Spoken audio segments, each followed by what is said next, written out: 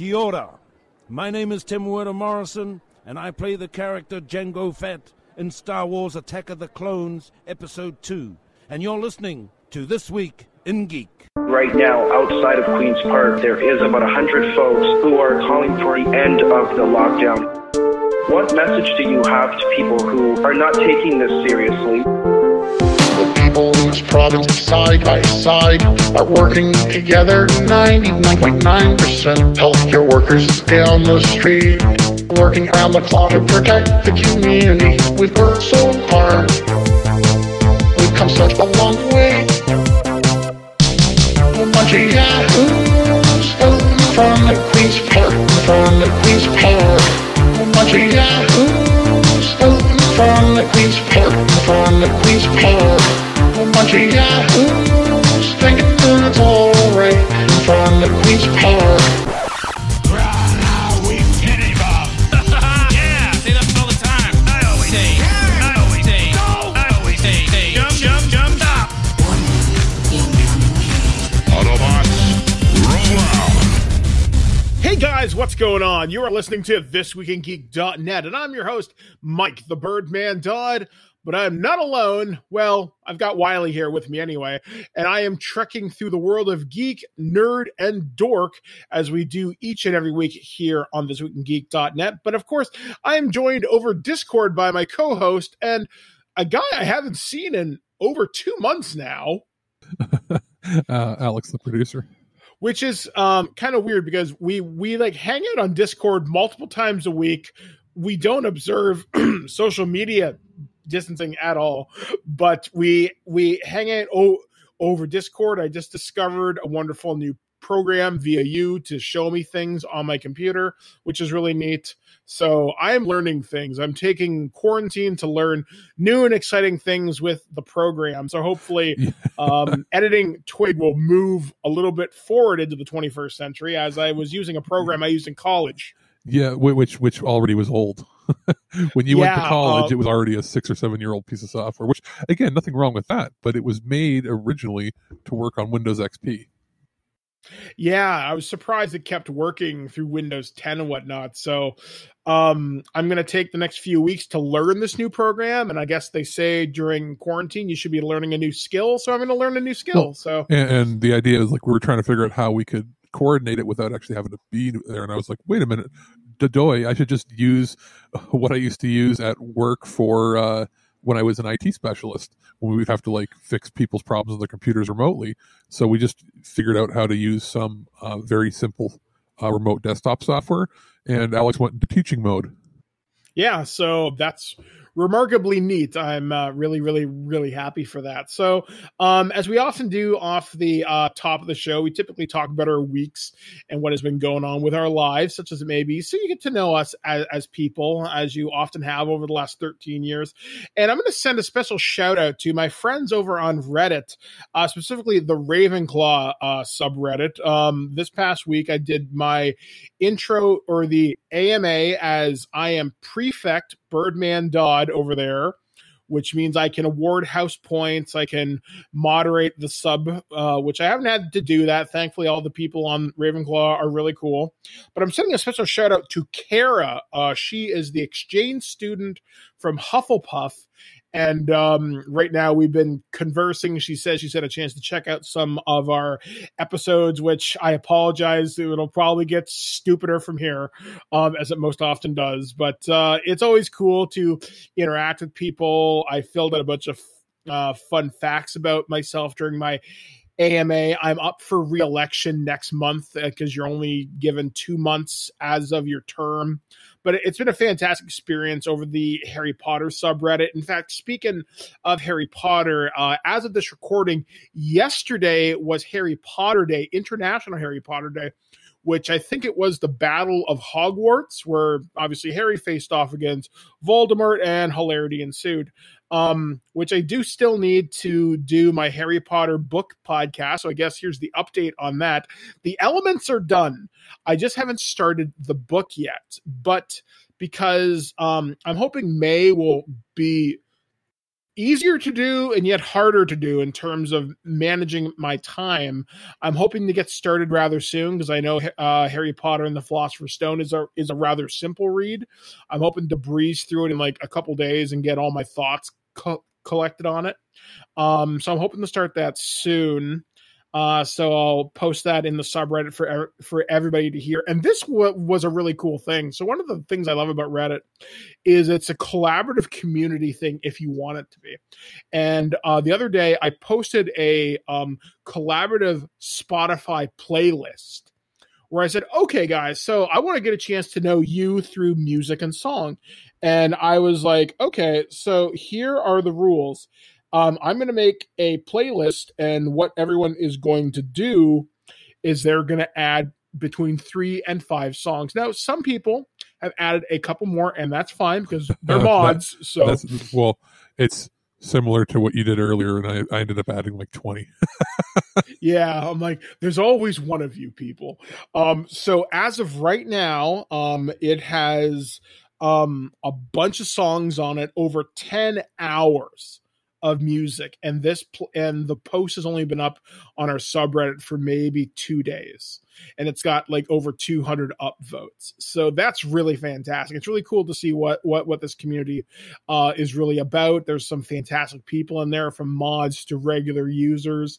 I know one of our mods is up right now for re-election because there's always 2 prefects, or at least there's 2 prefects in our house, and she's up for re-election. She's pretty cool. I really hope she gets back in because she's just such a joy to have around. So anyway, I've rambled on about that. As of this recording as well, today, when you'll be hearing this episode, is Star Wars Day. So May the 4th be with you. So hopefully you're doing something to celebrate that. I know Clone Wars came to an end this past weekend on Disney Plus, which reveals the events of Revenge of the Sith from the other side of it, with Ahsoka and Rex and everything. So that series started out kind of weak, but eventually got better over time. And obviously with Dave Filoni doing Clone Wars and Rebels and being involved in The Mandalorian. So we saw how strong Star Wars can be on TV if it isn't necessarily strong on the big screen, which I make no apologies. Rise of Skywalker sucked. But it's going to be available on Disney Plus. So I guess there's that. And trying to think of what else for Star Wars Day that's kind of fun. Actually, we have an interview scheduled for this week. It'll probably go live next week because our schedule fills up remarkably fast these days. I'm talking with one of the guys who worked on the original West End games of Star Wars for the role-playing game, Bill. I can't pronounce his last name. I would have to ask him, but Bill Slavzik or something like that. He was very instrumental in creating the expanded universe for Star Wars, because after the movies, there were some novels, but not a whole lot. And it wasn't until the role-playing game things really started to expand out, because you need supplemental materials, be it ships, aliens, planets, etc. And it'd be interesting to find out what went into the architecture of creating that expanded universe, which was considered, I guess, loose canon up until the Disney acquisition, and I want to say 2012. And as far as I know, he's still one of the world's most foremost Star Wars experts. So that'll be really, really, really exciting. I'm looking forward to doing that interview on Tuesday. Speaking of that, we're also going to be speaking with one of the producers from In Search of Tomorrow. We're going to be speaking with Robin Block later on this week. We're going to be speaking with one of the developers behind the upcoming Switch game, which I think it's out now, or it's coming out this week for sure, Arcade Spirits. And I've always wanted to get into those really weird visual novel dating games. So I guess I now have my entry points because it's weird and awesome. Trying to think of what else really happened this week. It's just, we at TWIG have been remarkably busy the last month. Even though it's airing, we have 2 interviews airing this week that we recorded this past week. We have the Mr. Dressup interview. Yes. So that is with the director, Rob. Yep. Yeah, Rob that's with who's directed a bunch of, was it Power of Grayskull, I believe? Yes. Also worked on, was it the TMNT? No, he worked on Nintendo Quest and that's right. Yeah, and a documentary on the Canadian heavy metal band Kitty. Yes, and a documentary on video game box art. Yeah, so he's the one behind. I believe the title is still tentative, but it's documenting Mr. Dressup. Is the Facebook page right now, and he's basically trying to, recapture and find out more about one of the most pivotal people in, I guess, 3 or 4 generations worth of Canadians.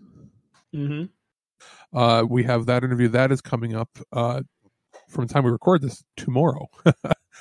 So that'll be Tuesday at 7 a.m. Eastern. That'll be popping up, as well as the interview that you conducted with Nicole Lindroos from Green Running. Yeah, so it's going to be an exciting little bit there. We did have some other interviews scheduled, but I guess for whatever reason they have unfortunately fallen through. I'm working on getting some weirder ones involving the movie industry. I'm just waiting to hear back from people, but I got a couple more RPG interviews lined up from some systems I've reviewed recently, and one that's upcoming this summer from a major IP, which I'm so looking forward to. I've had a chance to read the beta rules for it, and I'm excited to see what's going to happen, because there is a board game based on it, but there is now the full role-playing game experience if you want to explore the wasteland, and that's all I'm really going to say about that, to kind of leave you hanging in suspense. But speaking of hanging in suspense, what are we going to be talking about this week? Well, we got a bunch of news coming out of Hollywood, as we most often do, and also involving a major theater chain, I think, shooting itself in the foot because stupidity. Yeah. But you're not going to ask me what I did? Oh, I'm so sorry. Oh my God. What have you done? Other than recording with you, I've been trying to catch up on games, but I did, for the first time in a long time, get a game that I picked up just because I wanted it, which was the remake of Trials of Mana from Square Enix, which is, for many of us in the RPG gaming community, just for the longest time knew it as Secret of Mana 2. Back when the ROM translation was all we had. I remember playing a bit of it back then and then being like, no, I'll wait till this eventually comes out. I didn't know I had to wait, 20 years. But I did pick it up. Surprisingly, Amazon was able to ship it out 2 days after it was released, which means I guess that logistics are starting to clear up, because we're no longer in the situation where we have friends that are still waiting for their copy of Final Fantasy VII to come out from Amazon and other services like that. So I got the game. It's about 20 hours to beat. You have to beat it twice to get the whole, every story, because you pick one of 6 characters as your main person, and then you can pick 2 people to be your party members. So out of the 6, you're only ever going to see basically half the story. I've been playing through that. I beat it in, like I said, about 22 hours or so. It's actually pretty fun, but it's a throwback. The voice acting feels like something from the early 90s, which I kind of love for how terrible it is. But as far as gameplay goes, super duper fun. So that basically took up my extra free time this past week. That's good. Myself, I've been playing, weirdly enough, a lot of Mario Kart, which since I went through the ordeal that was the Nintendo Switch and Best Buy, I've been using my Switch a lot this week. I downloaded. You appreciate it more when you had to struggle to get it, eh? I really do. Oh my God, do I ever? So I've been playing that. I actually got a game that you reviewed this week, and I didn't know until I started grabbing the files. I'm thinking, well, it's got to be good. Yes, which it is, considering its age. Yeah, so we're going to be looking at SEGA Age's G-LOC today, which is a game I picked up. What else have I done this week? I started to get ready to play Predator Hunting Grounds, and as my wife decides to make an ungodly amount of noise. It sounded like a mountain collapsed. No, she just decided to open the freezer and everything decided to fall out. I Oh, bought popsicles. But she bought popsicles, so I guess there's that. Will they melt by the time she drives over here with them? Probably. See, and for anybody wondering, it's because you guys have an upright freezer, like one that looks like a refrigerator. That's why they can fall out, because most other people like that I know have the old chest style one, which would make no sense. Yeah. I'm trying to think of what else. I also played, I bought my wife New Super Mario Brothers on the Switch, which is a port of the old Wii U game, which has some enhancements for it. Which is a port of a Wii title. Yeah. It's a double so port. weird to see. Yeah, it's so weird to see how much these games are involved, but they're still fun. Is it worth it? Because like I've put off getting it because I'm like, it's still $80 Canadian. I'm like, it's $80 for like a re-release of a re-release. Did they add much to it at all? Other than, because I imagine the Wii U one would play at 1080p anyway. Yes, you do get all the enhancements from the Wii U, but you also get New Super Luigi Brothers, which is a harder version. Oh, that's the one that was bundled with the system, right? I think later bundles or something. Did they include like any extra things, like, or just purely for the system? I don't 100% know, because I haven't played it yet. She's been monopolizing the Switch all this week, actually. So, I've played like maybe 5 minutes of it. I know you can play as Mario, Luigi, Toad, and Toadette, which she's playing as Toadette. Oh, and you can play as Nabbit too, which is the weird like rabbit-like character, but isn't. So yeah, it's fun though. From what I've played, Blair likes it. She's learning gamer skill. She's learning how to multitask and how to chain moves together. So hopefully she'll get better. As cool as that is, don't make it sound like she doesn't know how to game, because that girl is the queen of Katamari. Yes, she's very good at Katamari. Although, one thing before we get started, this week when I was transferring my old Switch data over to my new Switch, because my wife didn't have a Nintendo account, her save data didn't carry over. So we lost all their Katamari. So now she has to redo that. In fact, actually, very brief side tangent.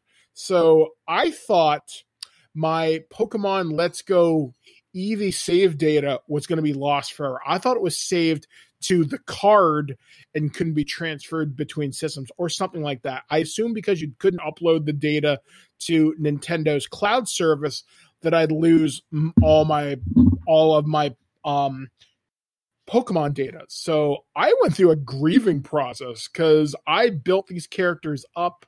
I had my stock Eevee up around level 70 or 80 or something ludicrously high. And I was able to two-shot Mewtwo with a headbutt and something else. And I was really, really proud of that. But the thing is, I named my Eevee after my favorite streamer, which is a character named Fuya. And I was just tremendously upset that I could potentially lose all this progress, lose my adventures, and all the Pokemon I had imported from Pokemon Go.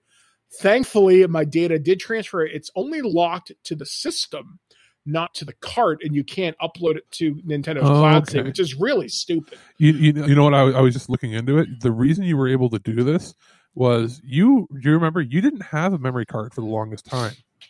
So your default storage location was the system. And only recently, in the newest revision of the system, system software has allowed you to transfer data between the system console and your micro SD. So what happened is, like, it saved that data to your system, and because that was locked to your system, when you did a system transfer, it allowed you to transfer it over directly.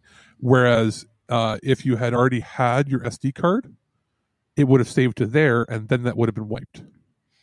Oh. So that was apparently, I'm looking up, that was one of the biggest complaints of how locked down archaic their system was. And it's literally only the newest version would have allowed you to transfer that back and forth.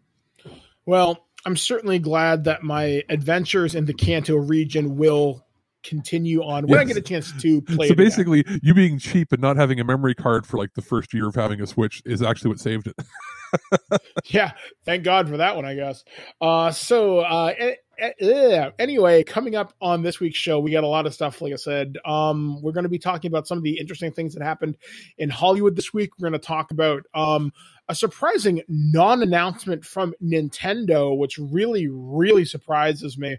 But we're also going to talk about some of the weird news involving the Grim Reaper deciding to take off his robes and wander around in shoes and sandals along the Florida beaches of Florida, which has strangely reopened, and a lot more stupidity, and I think involving a poop museum. So anyway, which comes from Japan, of course. Surprises. Yeah, because why wouldn't it?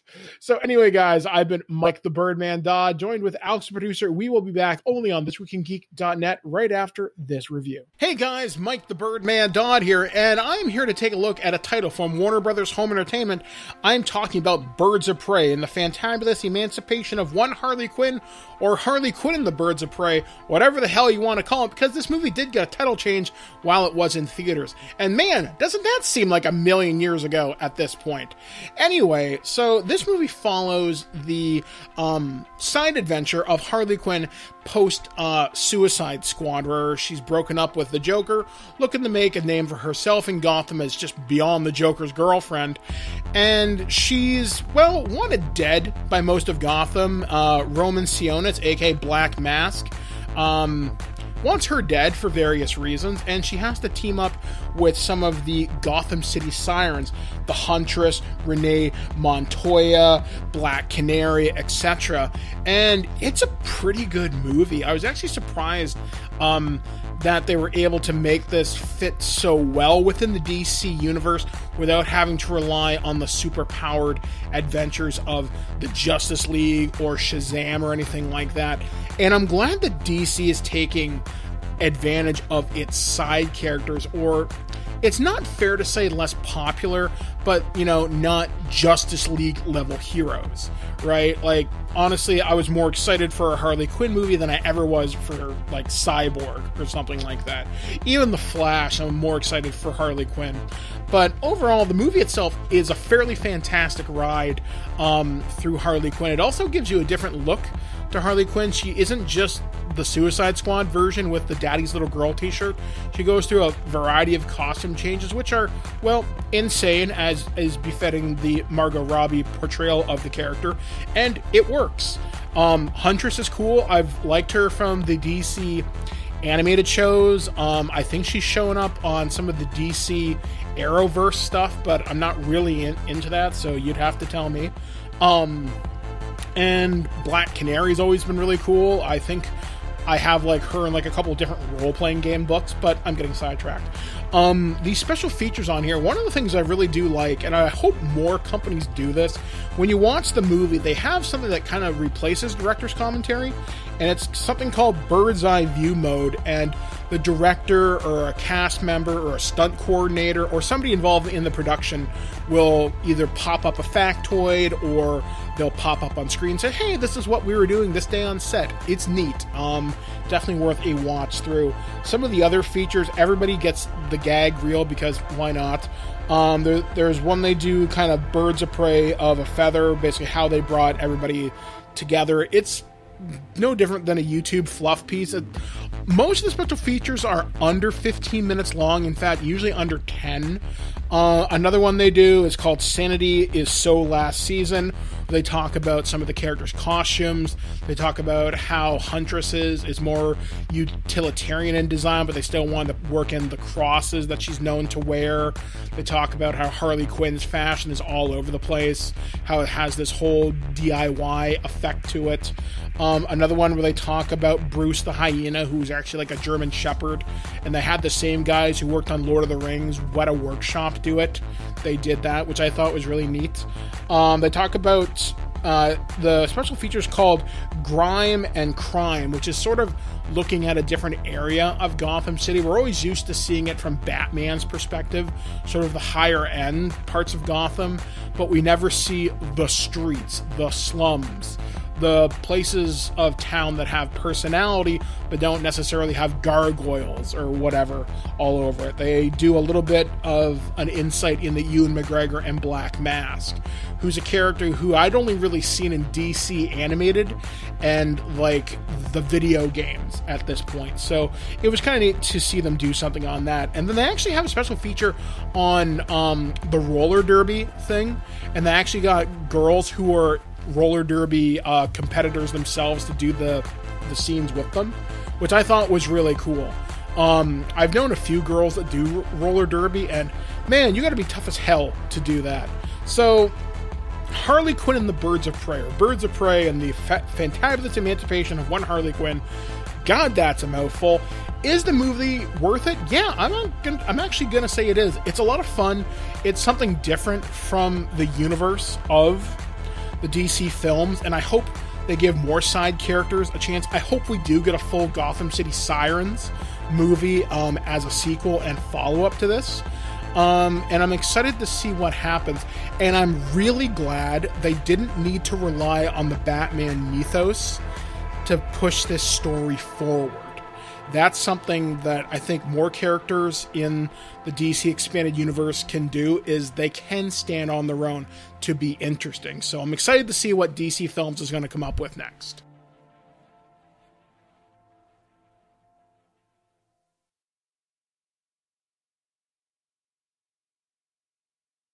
News on the march.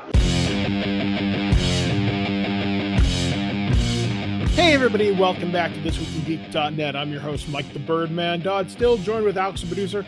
Well, let's break down the news that happened around the planet this past week, and surprisingly, some of it's okay, if a little bit confusing. This one I certainly didn't see coming. So according to Deadline.com, HBO has made a deal to develop a series from the classic horror franchise Hellraiser, with Halloween Helmer David Gordon Green set to direct the pilot and several more initial episodes that bring to the small screen for the first time Pinhead, the iconic pincushion-themed villain, domed villain, who heads the group of pasty-faced villains sent from hell known as the Cenobites. The series will be written by genre and action vets Mark Verheiden, who also did Battlestar Galactica, Daredevil, and Heroes, Michael Daltrey, who did X-Men United, Godzilla King of the Monsters, and Trick or Treat, and all three will be executive producers along... Shut the fuck up, Siri. Oh my god, shut up! I don't even know how it went off. And this is why I don't like Siri.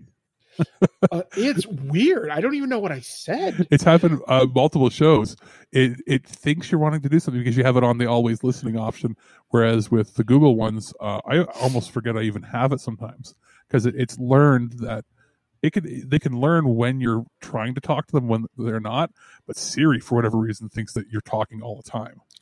Well, that's the thing. It only ever happens when I'm doing the show. It never goes off any other time. I guess it's because I'm projecting. It knows. I guess. It knows. It really does. Or it is Pinhead himself from the Punch dimension. Exactly. So anyway, so this series will be executive produced alongside Farah Films' Dan Farah, Vertigo Entertainment's Roy Lee, along with Lawrence Kupin and David Salzman, and Panera Entertainment's Eric Gardner. The producers also put together the rights package last June based on the Hellraiser film franchise, hatched from Clive Barker's novella, The Hellbound Heart. The idea is to create an elevated continuation and expansion of the well-established Hellraiser mythology. It is by no means a remake, but rather assumes the path mythology is a given. Expect a revisit from Pinhead, the merciless leader of the Cenobites, the formerly humans turned demons that live in an extra-dimensional realm and are activated through a puzzle box called the Lament configuration. The Cenobites come from hell to harvest human souls and keep balance between good and evil. This is a show I think has a lot of potential.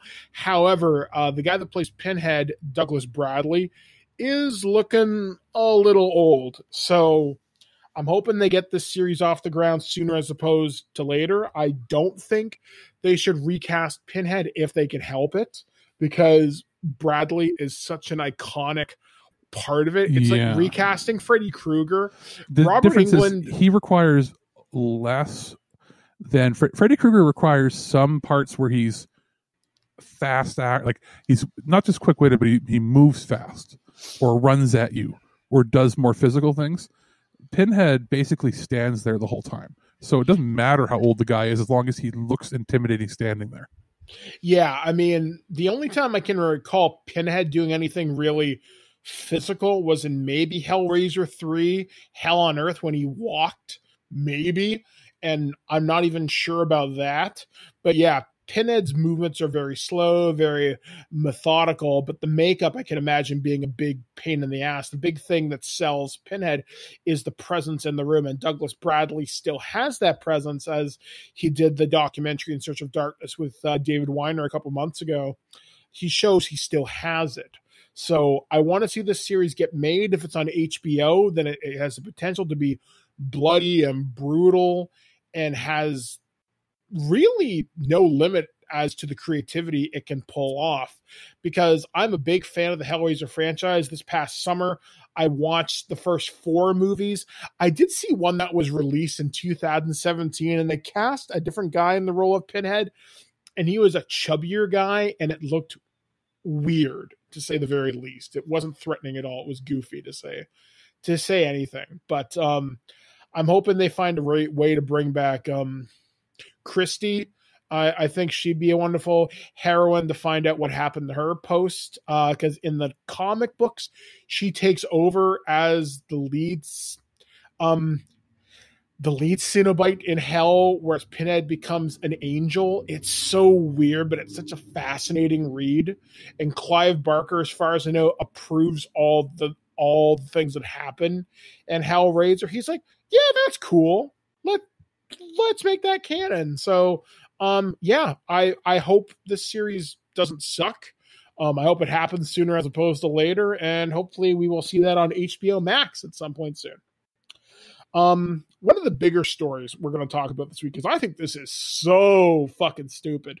And according to Comic Book Resources, or CBR.com, AMC Theaters is refusing to play Universal films following the studio's decision to move Trolls World Tour to VOD, and later comments made by NBC Universal CEO Jeff Shell.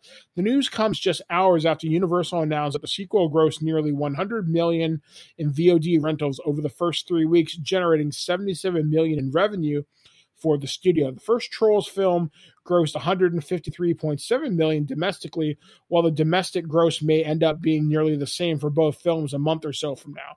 Universal keeps significantly more of the profit from VOD than it does from theatrical releases, seemingly making World Tour much more profitable than Trolls. The film exceeded our expectations and has proved the viability of premium video on demand, Shell told the Wall Street Journal. And as soon as theaters reopen, we expect to release more movies on both formats. According to The Hollywood Reporter, AMC Theater Chair CEO Adam Aron sent a strongly worded letter to Shell on Tuesday evening following the Universal's executive comments. It is disappointing to us, but Jeff's comments as to Universal's unilateral actions and intentions have left us with no choice. Therefore, effective immediately, AMC will no longer play any Universal movies in any of our theaters in the United States, Europe, or the Middle East, Iran said in the letter.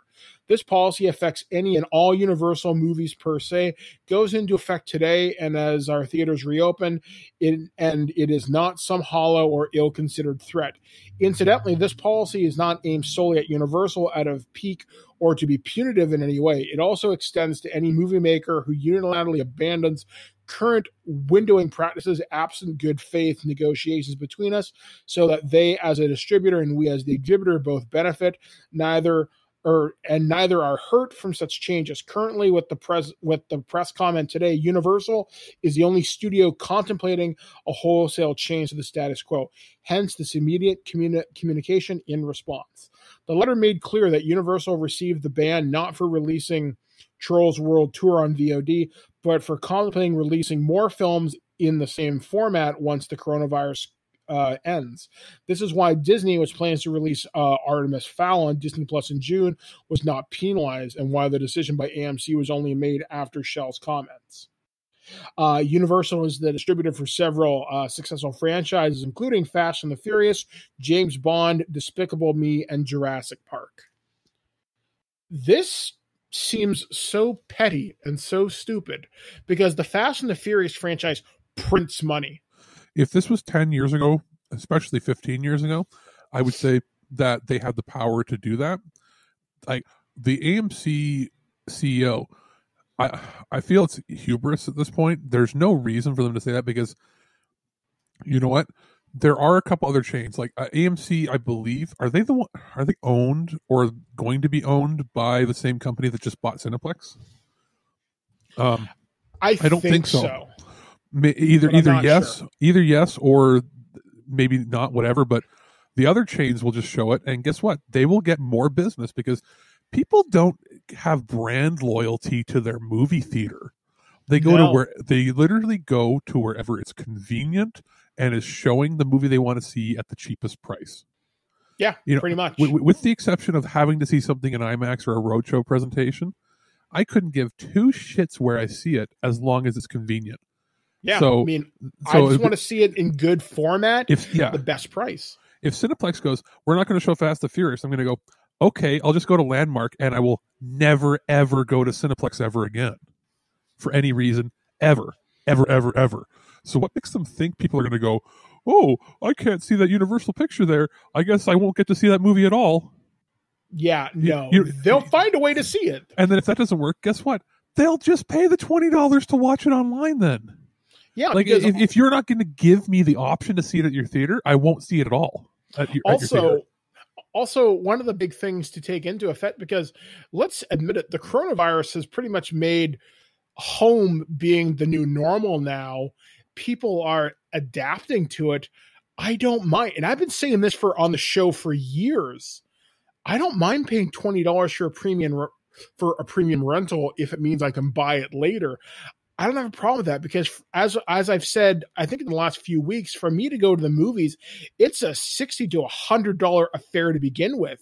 If I can pay $20-$25 to rent it for a weekend and to sit at home to be able to have whatever I want in terms of going to the bathroom with no problems, to worry about my food at my own pace, that's worth it to me because the theaters take so much away from the movie makers. It's like 50% or something like that, sometimes a little bit less. But either way, the movie company, this is a much more profitable way to do it. I mean, I don't know how it stacks up compared to the first Trolls, but considering Trolls World Tour, which is a movie which arguably, who cares? It looks made stupid, $100 million. You know I almost, at this point, they've almost made me so mad that I'm like, fuck it, I'm just going to pay $20 to Universal to prove them right. Like, you know what I mean? Like, I'm almost ready to just be like, guess what? I was never going to watch this movie, but fuck you. You don't get to dictate where and how I see. You don't get to dictate where and how I see my movie because you're greedy. Oh yeah, and it's some asshole sitting on top of like a pile of $100 bills because he can, who rolls around in his Rolls Royce. Do you know what this is going to do? Universal is going to go, oh really? Okay, guess what? We're going to offer all the mom and pop shops. Like here we have the Apollo Cinema that's part of like 3 or 4 small independently owned chains. Like you'll have these chains where it's like regional chains where it's like 6 theaters sort of deal.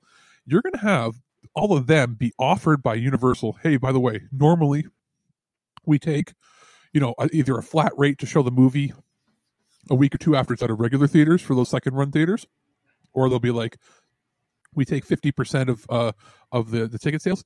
Guess what? We're only going to take 10% to show our movies in your theater.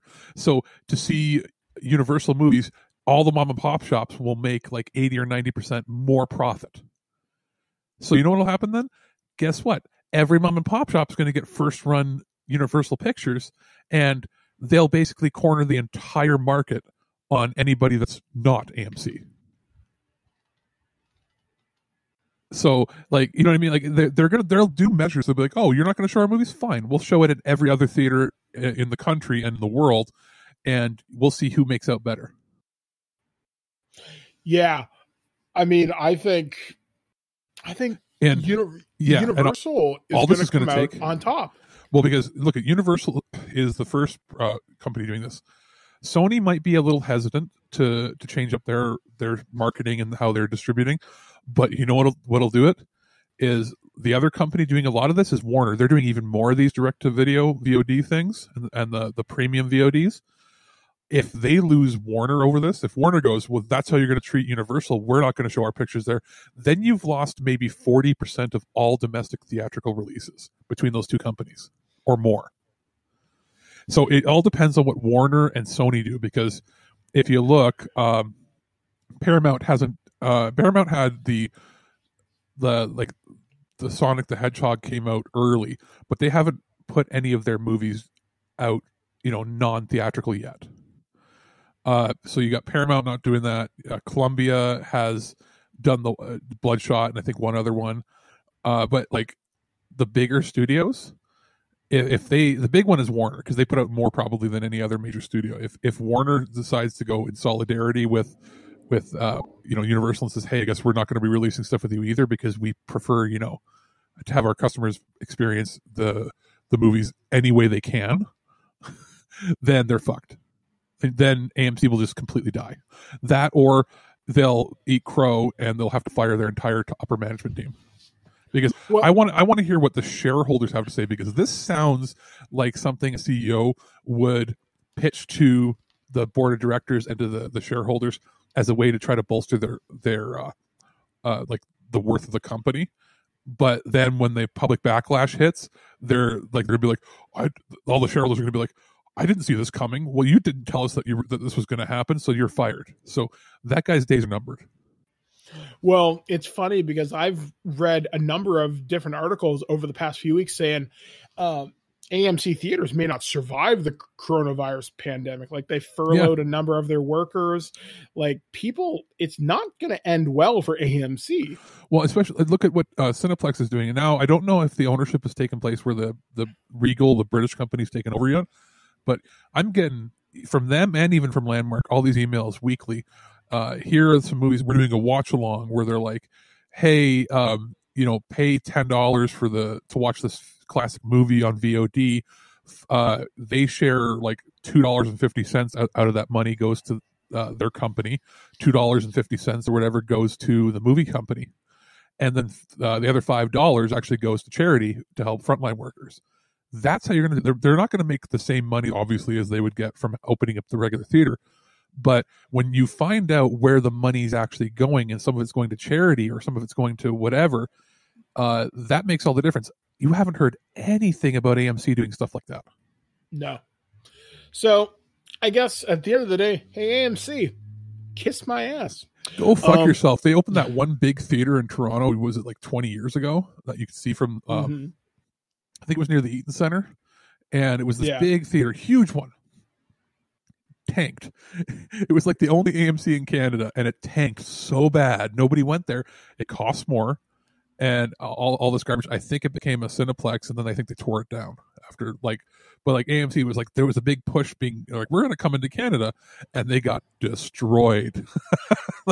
For whatever reason, I have no idea why it happened, but it wasn't long. They spent all this money, and then they exited the market completely. This story should make us significantly happy. We're kind of sticking with like Hollywood news. So evidently the Toy Story 4 director is developing a animated Transformers prequel movie. This story comes courtesy of superherohype.com. So in 1986, Transformers the movie brought Hasbro's robots in disguise to the big screen for the first time. Nearly 35 years later, a new animated Transformers feature film is in the works via Deadline. Paramount Pictures has hired Toy Story 4 director Josh Cooley to helm the film, which was written by Ant-Man and the Wasp writers Andrew Barrer and Gabriel Ferrari. Cooley is overseeing Barrer and Ferrari's final draft. The new Transformers animated movie will be a prequel that explores the war on Cybertron between the Autobots and the Decepticons. It will also revolve around the relationship between Optimus Prime and Megatron, the leaders of the rival factions. Previous animated series, comics, and video games have also touched upon the Optimus and Megatron shared past, but it is unknown if this will be a completely new take on their origin story. Just please don't make it about Bumblebee. I'm so fucking tired of everything being about Bumblebee. Well, I guess because he's kind of like the unofficial mascot of the franchise. That was one single reason, was Michael Bay didn't understand Transformers, and he said, can we have a character that we can make kids connect to? And then they looked at the original series and went, Bumblebee was always off doing something with Spike. Or you're not wrong there. You know, and then, you know, it was like, okay, so he's the small one, and which means he's a little more, you know, I understood the logic behind it initially, but then every movie, and I liked Bumblebee, the new movie, that was great. That was fantastic. Especially, did you see that clip that people put on YouTube where they added the original 1986 theme song over the intro? Yeah, that was great. That shit got me hard, dude. No, it was that fantastic. Good. It was really well put together. So I almost wish that they would find a way to, like, some fan would put the entire soundtrack in the right spots. So, like, you know, when he goes to save people, it plays like Dare, or you know, that sort of shit. That would be great. Or the Autobot Decepticon battle is played during the final fight, or something. That would be neat. But I think this could be good. What I'm really hoping for is my favorite part of all of Transformers, even like as much as I love the movie, the '86 movie, is, you remember how I talked about that tape that my dad made for me with the 5 Faces of Darkness, and I thought he just labeled it Transformers 2, so I thought it was a movie. I didn't, because he even cut out the intros to each, so it just flowed as one long episode to me. So, like, you know, an hour and 10 minutes or hour and 20 minutes. I would love to see if they touch upon the history of the Matrix, the history of the leadership. I would love to see them in the new animation style completely redo the flashback dream sequences where Hot Rod is in there finding out about the history of Cybertron, and it's all being told to him from the previous primes. Yeah, and I'm trying to remember the name of the guy who gave the Matrix to Optimus Prime, or Ryan Pax as he was known. Yeah, well, Vector Sigma. Vector Sigma. It was no, it was passed to that old dude. Yeah, that's Vector Sigma. Or was that the computer? That's the computer. Vector Sigma is the computer. And yeah, the old dude. They're like, I'm drawing a blank, but he goes. It then passed to, was it Alpha Trion? That's it, Alpha Trion. You're right. Alpha Trion, the oldest of us, and blah blah blah blah. And then it passed to, you know, Ryan Pax. Talks about basically a young Autobot that wasn't ready, blah blah blah, and then that Autobot would grow to become, and then it shows Optimus Prime. But it's the history when they show, like, the Quintessons building the robots, the uprising that happened. It was very Roman, like Egyptian leader versus slave. Like the way the imagery was very similar to that sort of stuff.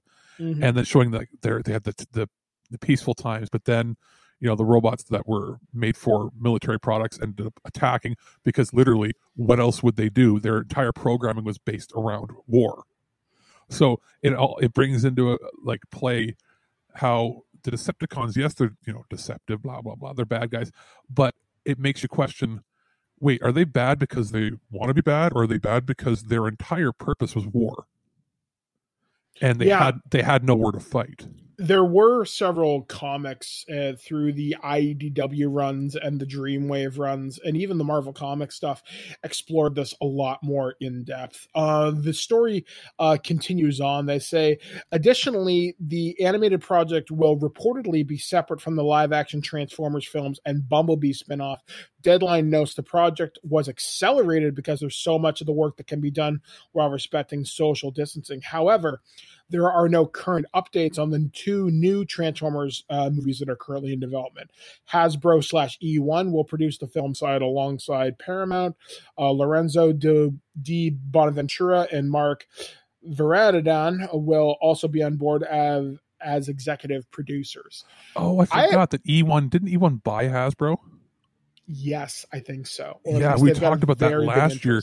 Then the big deal there was they bought them, so that basically means that all their movies and properties, cartoons, are done in-house.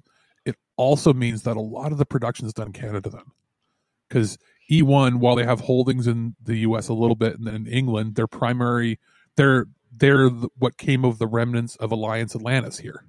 Like they are all of the major studios in the States built into one up here. Like it's our super movie studio. We only really have them as far as like big studios, and then secondary studios would be like, was it Maple Pictures / Lionsgate Canada, and then we've got like VVS, which mostly does distribution, but they still do some production. But that could mean that's a huge deal if they're going to be in the production end of it as well, because it means Hasbro then has full control over their movies. Yeah, I mean, I think this is going to be good. I mean, I think it'll be good for the Transformers brand. I hope they bring over somebody from the IDW writing staff as at least a consultant. Give us the best story possible. I mean, maybe take more inspiration from the comic books, because there have been some really good reads over the last few years in those books. So I think it's going to be good, because Bumblebee was a surprising gem of a film. Better than The Last Night, which I've only seen bits and pieces of, and yikes. So it's Hasbro bought Entertainment One. It's the other way around, which means they have even more control. So this is the first time that Hasbro has complete control over all of their media properties for everything they own, because they have a built-in international movie and television studio that they own. So that what does that mean, Michael? That means that you might get a Pony movie, another one. I hope so, because I know that's a property that's getting redeveloped right now, since Friendship as Magic has now ended. So I think they're supposed to be coming, but I guess with coronavirus, I guess we'll have to wait and see. So moving on to one of our last stories, we have this one and then one more after it. This one really surprised me. So according to VentureBeat.com, Nintendo is telling partner developers it's not going to hold one of its Nintendo Direct video events in June. The publisher has had a June Direct to correspond with E3 every year since 2013. And before that, it held annual stage presentations. But complications brought from Japan's work-from-home order as part of the attempts to mitigate Corona-19 are forcing Nintendo to push back its schedule. Nintendo was putting together a June event. The company was lining up partners and was planning to unveil its first-party schedule for the rest of 2020. That included highlighting the Mario franchise's 35th anniversary, which was going to celebrate the release of some classic 3D Mario games on the Switch, according to various reports. But now the company is far less certain. If it holds another Direct, it may not come until the very end of summer. I've reached out to Nintendo. The company did not respond for comment. But the company's statement from the start of March 26th in the Direct Mini is as good as a statement as any. Due to COVID-19, release dates and other information are subject to change. And then the article just kind of goes on with this. It says, in short, Nintendo is not unique in its struggles to adapt to a work-from-home model. That's especially true in Japan, where a number of companies are not prepared for this kind of shift.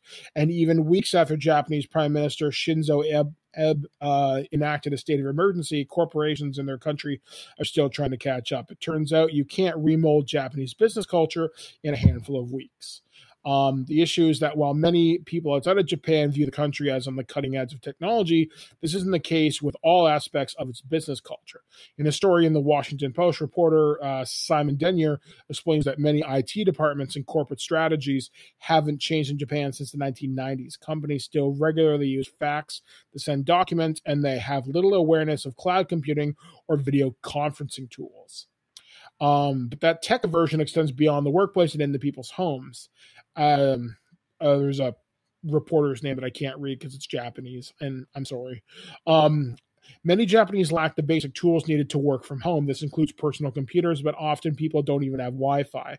The slow embrace of cloud and other tools, however, is less likely about the fear of technology. Japan places supreme importance on conducting business face-to-face meetings. Decision makers throughout the Japanese economy believe they cannot show proper respect without appearing in person. Nintendo is working through how to maintain its culture while keeping its workers safe, but that's going to take time. The publisher is also not sure how to produce a high-quality Direct outside of a studio. That's something it may figure out, but again, it's not going to rush through that to meet a June timeframe for an E3 that doesn't exist. This honestly surprised me. I would have assumed they just hire some North American firms who know what they're doing. They'd shoot some stuff in a studio in Japan with like Miyamoto, a team of less than 5 people, do his little shtick in front of a green screen or a well-lit studio, and that'd be the end of it. You know what? This brings up, and it's the people that are, quote unquote Nintendo fanboys and girls won't like to hear this. Japan is really bad at video. Like when it comes to trying to make something that works internationally, the lighting is usually off. Like Nintendo is really good at making these directs, but they have to get everything 100% perfect before they run. It's the same as, the joke is Nintendo doesn't understand online. Mm-hmm. It's not that they don't understand video, it's that there's very different standards for what's an acceptable quality in Japan than it is in the West. They don't want to come across as looking amateurish. And I get the feeling that they have to have all cylinders running, basically having everybody doing their part to make it look right. I get the feeling that a lot of them don't have a proper setup at home, because remember, a lot of people that work in Japan have small homes. They might have, decent webcams, but they probably don't have the skills necessary to pull off doing green screen or even having a high quality mic for voiceover at home. They might just literally not have the logistics set up and the back end set up to run this. Whereas Sony is not just, is the gaming company. Sony manufactures some of the highest end and most used broadcast cameras, microphones. They have all of the movie, television, live streaming equipment ready to go on the fly. So they could just do it from anywhere they want. And they're also a more internationally minded company.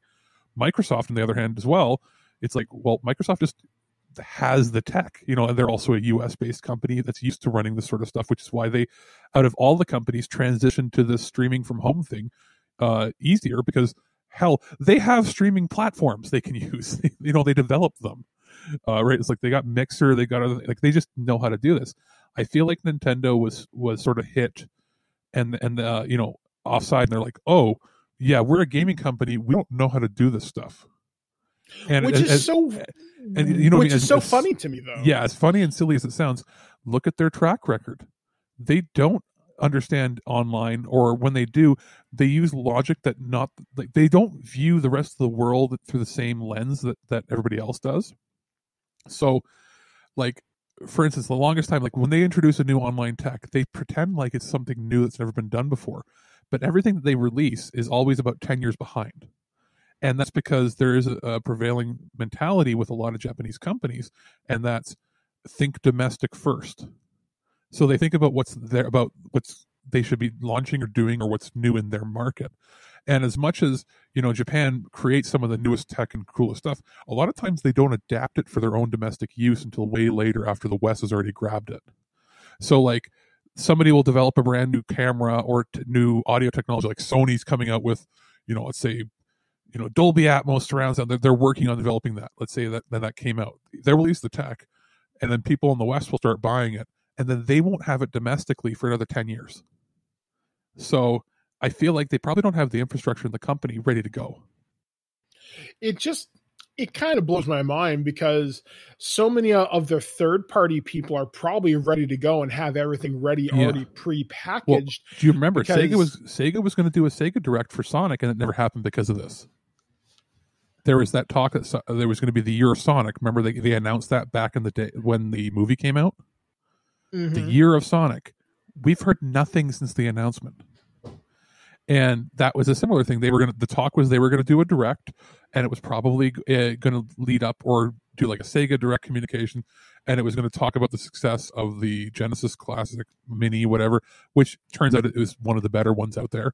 They were going to talk about the success of the Sonic movie, and there was probably, the rumors were Sonic Mania 2, a new regular Sonic game, and then a new multimedia, probably a new TV show. And the talk was that on top of that, they were going to announce some more titles and more, Sega classics in like a 10-15 minute video. We're probably going to get that in like the June E3 time slot, but they weren't ready to go. Look what happened to other logistics and announcements. with Konami and the TurboGrafx Mini, they're just starting to trickle out. A lot of these Japanese companies were not prepared for how this, and not to say that you had to be prepared or people were prepared. It's that they didn't have any contingencies for when, what happens when things don't work perfect. They just sort of expected things to run smoothly forever. And the only company that's really picked up the slack really well is Microsoft. They adapted almost immediately. So it is funny, but it's like, this, if anything, might force Nintendo to really update their practices. Because here's a question. Why do they have to be in so full control of everything they do to the point where I guarantee you Nintendo of America and Nintendo Canada are ready to go? They could release a direct, or they could put one together in a matter of days. Yeah, absolutely. And they'd be perfectly ready to go. Like, sure, Reggie's gone, Doug, Bowser took over, but guess what? I guarantee you the team that's there is they're like, can we just release something? And in the past, what Nintendo Japan does is go, no, you don't do anything until we are ready to go. So that's just how Nintendo of Japan has always been. It's Nintendo of Japan first, every other company second, every other division. Yet, if they just loosen the reins a little bit, I guarantee between Nintendo of Europe and Nintendo of America, they could have had a great marketing campaign ready to go almost immediately. Yeah, because honestly, this is Mario's 35th anniversary. I mean, strictly speaking, Alex, you and I could cut together a video in a week that would be quality, and that could go up at the same quality as that. And you know what? All you would need, and we don't even have the equipment, but all we would need is $80 worth of green screen. It's $80 to buy a green screen kit. Footage from them. We have our dynamic mics, but I've got in storage somewhere a decent condenser mic, but we wouldn't need that because we're not doing it in a soundproofed room. But just with a dynamic mic and a backdrop, I've got or we could hire some voiceover artists for $50. Yeah. Well, voiceover. Let's say you had to appear on screen and you had to talk. You know what I would do then? I would not, because you're not doing it live. I would have my digital SLR camera set up. I would record about 10 different takes of me talking in front of it, and then with the green screen. And it would take me one day to edit, and that's just me with my mediocre to medium skills. What happens when you have people at Nintendo's PR company or PR that have 10 years, 20 years of experience in making these videos as a living? They could have this entire direct done in one day, and there's no reason for this. The only reason for this is Nintendo of Japan has control issues, and they don't want anybody else changing the message they want out there.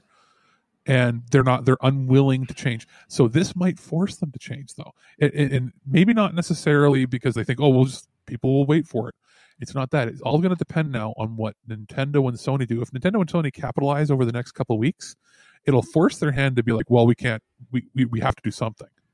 Because, their traditional ways of trying to control everything is probably not going to pay out at the end for them anymore. Yeah. So hopefully we'll see more Nintendo news at some point. Hopefully we'll see that Sega Mini Direct, I'm hoping. So we'll see what happens next month in June, as I'm sure we'll see a lot of videos come out regardless of COVID-19. So our final story this week, this one is kind of stupid, I think, but I think it's worth covering. Well, it's set. This is according to darkhorizons.com. Sony's Marvel film properties have an official name. The Sony Pictures Universe of Marvel Characters, or SPUMC. In recent news, people have been labeling the films, which include Spider-Man Into the Spider-Verse and Venom, all the previous Spider-Man films and some upcoming titles, either the Spideyverse or the Spider-Man Universe of Characters. However, IGN reached out to the studio this week for some clarification on what their Marvel movies universe should be called, and we were told the official name is the Sony Pictures Marvel Universe of Characters. The studio apparently first coined the term for the films back in 2019. 4 more titles set in this universe are on the way, with the already shot Jared Leto-led Morbius, which goes up to March 19th, 2021, and that will be followed by Venom, Let There Be Carnage, which managed to complete filming before the shutdown, is set for June 25th, 2021. The third is the current Spider-Man cycle with Tom Holland to shoot his SPUMC commitment once he wraps Sony's Uncharted. Good luck. The new Spidey Solo is targeting its November 5th, 2021 release. And finally, there's Spider-Man Into the Spider-Verse 2, which will hit October 7th, 2022. That is a really stupid name. I honestly thought the first time I read it, I thought it was called Spunk. And it just... Did you just say Spunk? That's what I thought it was when I glanced at it. I'm like, is it called Spunk? Because it's so stupid. I mean, just call it the Lord. Spideyverse. That's so much better. And so much more on brand. So wait. So it's called Spunk. and it's a sticky white web goo that comes out of his when he makes it, he grips his hand and sticky white web goo shoots out, and this movie series is called Spunk. I couldn't have made it up better myself. It was just so stupid. I mean, ultimately, it's going to get nicknamed the Spideyverse anyway, so why not embrace that term anyway? Because Marvel would be more than happy to support that. But the fact that they just have to put their imaging into it, it's just, that's somebody high up saying it has to represent the Sony brand. No, it doesn't. It's Spidey. Just let it be. People know that you make the movies. They know it's not Marvel, and they're okay with it because honestly, we don't care at the end of the day. We just want a cool Spider-Man movie, which I love. Actually, there isn't one Spider-Man movie. There are ones I like more than others, but I don't hate any of them.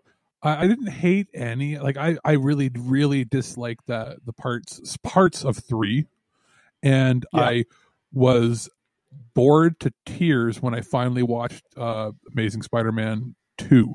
I didn't see it in theaters. I saw it when it hit video, and I was like, "Oh, this is so bad!" Like it was unflattering to Jamie Foxx as well. Like, yeah, his makeup effect, his acting, his makeup effects in like the beginning when he's like a human character, I was like, "Wow, this looks low budget." Like for something that costs that much money. And then when he's acting, I'm like, "Wow!" Like I've never been a huge fan of his. I always thought he was a little overhyped. And yes, everybody can talk about, oh, he was amazing in Ray. Okay. But in my mind, he's always been similar to Cuba Gooding Jr., a little bit of a one-hit, wonder, like, one-trick pony. And I never understood the hype. And I'm like, wow, like this really didn't play to his strengths. But at the same time, I still liked the movies enough that I would like, when I finally did sit through it, I was like, that's okay. But it wasn't something I hated. This wasn't like a Fantastic Four situation.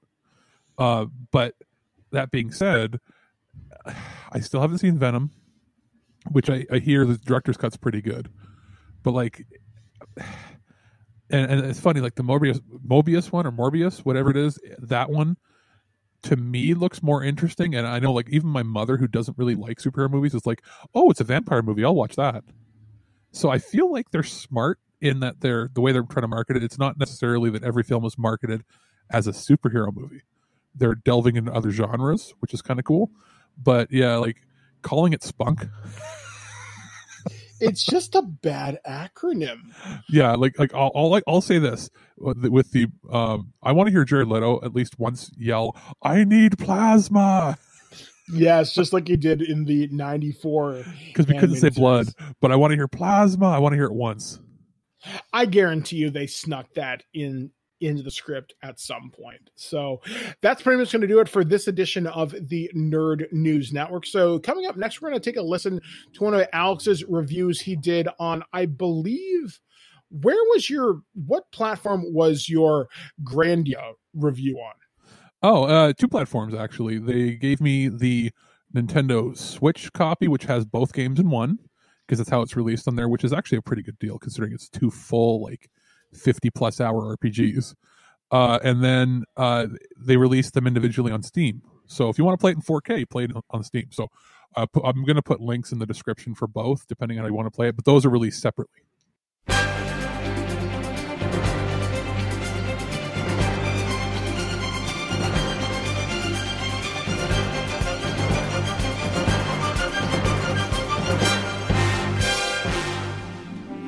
With everybody basically on lockdown, living their lives at home more than they've ever lived, we've been trying to find games that we could talk about that would be, let's say, time-consuming game, something that would actually be able to keep your interest, have fun, and not go stir-crazy from being at home.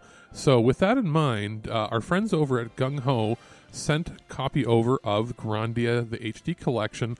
I got to play both on Switch and the Steam versions, which separates the games into two separate purchases.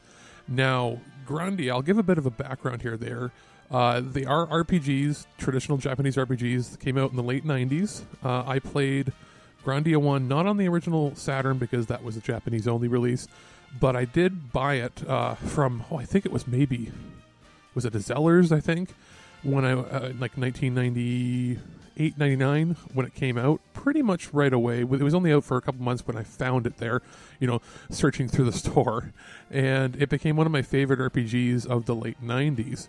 It had sort of everything I liked in a game at the time. Bright colors, interesting fantasy world, voice acting, which was still new, which I love that they kept the voice acting in here. The cheesy 90s voice acting is fantastic.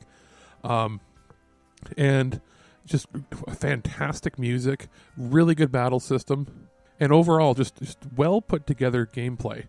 The only thing that even at the time kind of bugged me was it had a bit of a shaky cam effect when you're in battle, as it had a dynamic camera that moved and rotated. That's alleviated a little bit in this version, but I'll get into that a little later. Now, I played it, so 1999, I'm like 12, 13 years old. It was the perfect RPG for me, especially somebody who, I didn't own Final Fantasy VII. My friends did, so I borrowed that. So this was like my Final Fantasy VII at the time.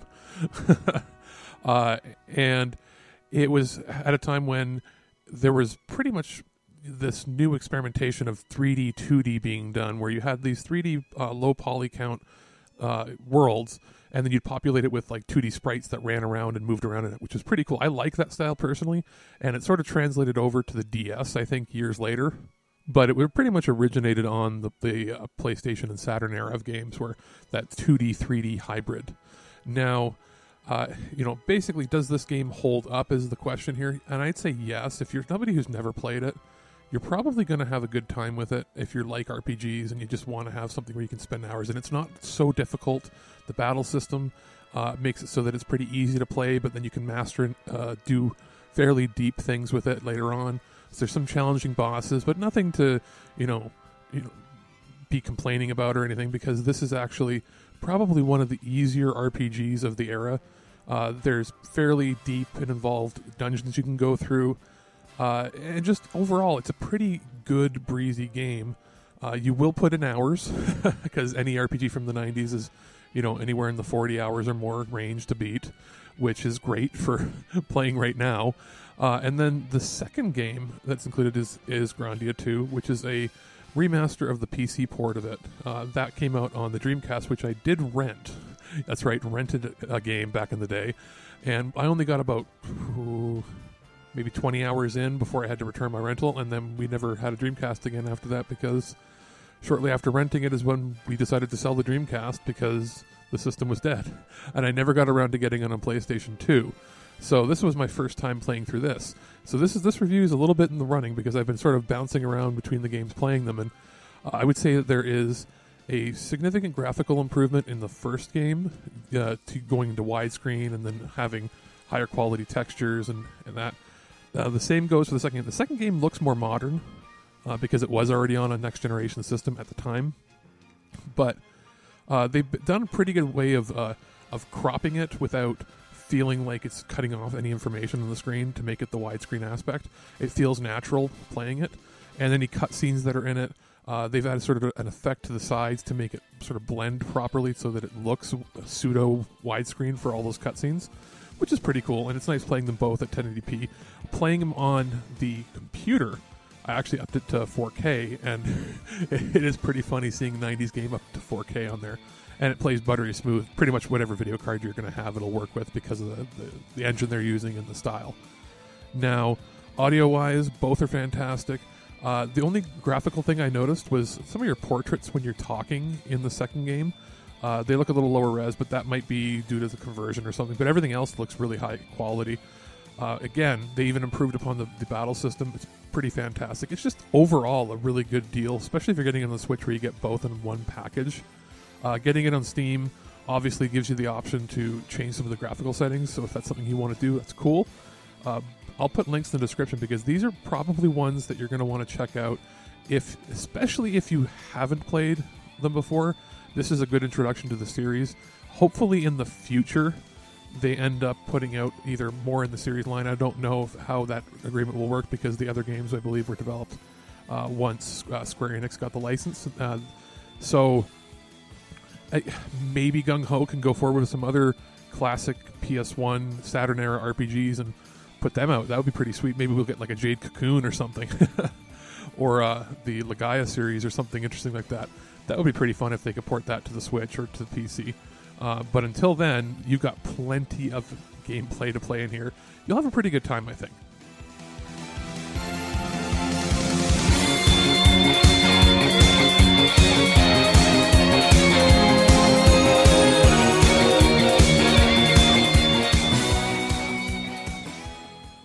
What makes you qualified to be a reporter? I'm willing to violate anyone's privacy for my personal gain and then claim with a straight face that the public has a right to know. By the hand of Zeus, what manner of deviltry is this? I love fake alien poop day. And welcome back to TWIG, where we are going to discuss the weird, the wacky, the strange things that happened on the big blue marble, or this dimension we call Earth, this past week. And we're going to start things off about as strangely as you fucking well possibly can. A man dressed as the Grim Reaper is touring Florida beaches, and his interview with a local news station is going viral because of it. And basically what happened, as you people may know, Governor DeSantis, I think his name is, opened some beaches in Florida last week.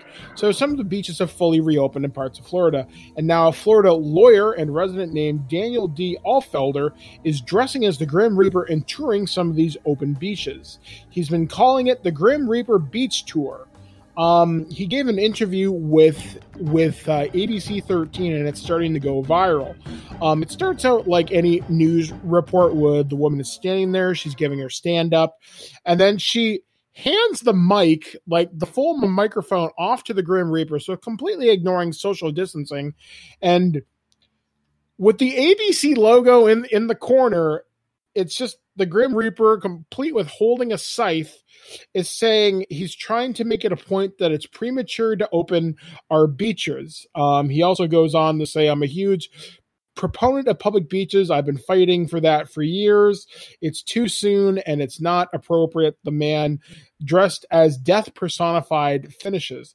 The Grim Reaper kindly hands the microphone back and then ominously stands behind this woman reporter. And it looks utterly terrifying, but this is the year 2020 in which we currently live in. The story that I'm reading this from, which is from BuzzFeed, but it says, if by dressing up as the Grim Reaper and walking our beaches, I can make people think and potentially help save a life, then this is the right thing to do, the Reaper said in a press release. The interview is really weird to see. There are people protesting or they're demanding opening beaches, state capitals, and I get understanding the frustration quarantine is causing, but you're just asking for trouble at this point.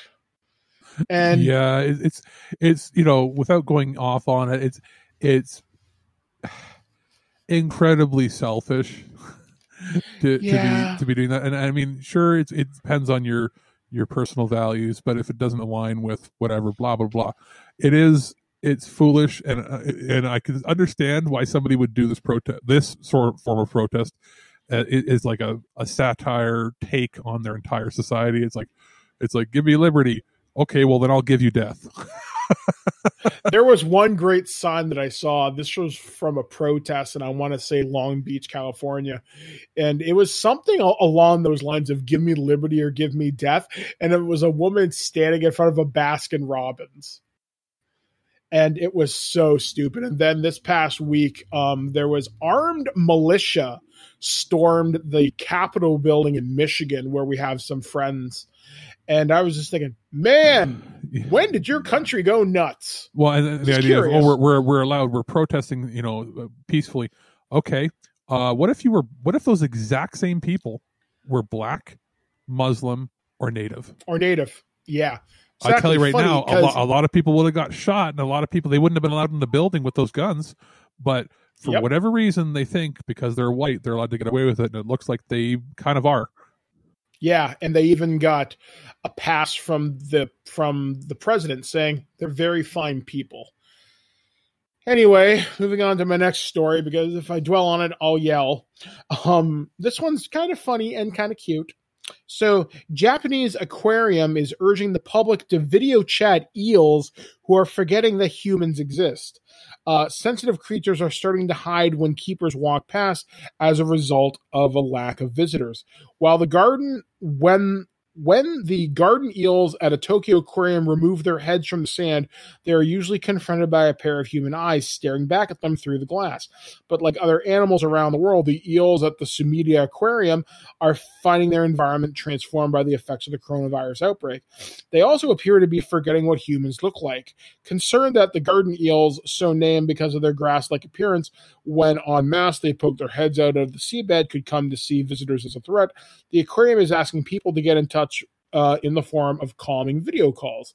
The aquarium, based in Tokyo Skytree, Japan's tallest structure, has been closed since the start of March, and its garden eels have become used to a largely human-free environment. But the aquarium has said the unprecedented situation has had to put the eels and the other creatures ill at ease. They don't see humans except keepers, and they've started forgetting about humans, it said on its Twitter account this week. Garden eels in particular disappear into the sand and hide every time the keepers pass by. Adding to their oversensitive nature was making it difficult to monitor their health. Here is an urgent request, the aquarium wrote. Could you show your face to our garden eels from your home? It said, naming the event Face Showing Festival. While garden eels are sensitive and wary by nature, the 300 of them living in one of the aquarium tanks had grown accustomed to human visitors and rarely hid when approached by visitors. To help the eels reconnect with their admirers, the aquarium is setting up 5 tablets facing the tank, with users asked to connect through iPhones and iPads via the FaceTime app. Once the video calls start, people are asked to show their faces, wave, and talk to the eels. But given the animals' natural bashfulness, they are requested not to raise their voices.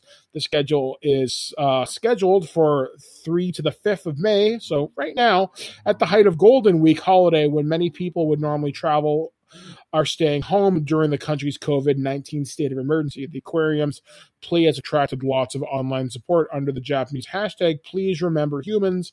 When you gaze at the garden eels gaze at you. Understood. I'm happy to take part, one Twitter user wrote. They need training to learn humans are not a threat, another wrote. Interesting. Many call the aquarium to offer access to the eels via another app to allow those using PCs and phones with Android operating systems to take part. I'll never forget, I never regretted my Android phone this much before, one wrote.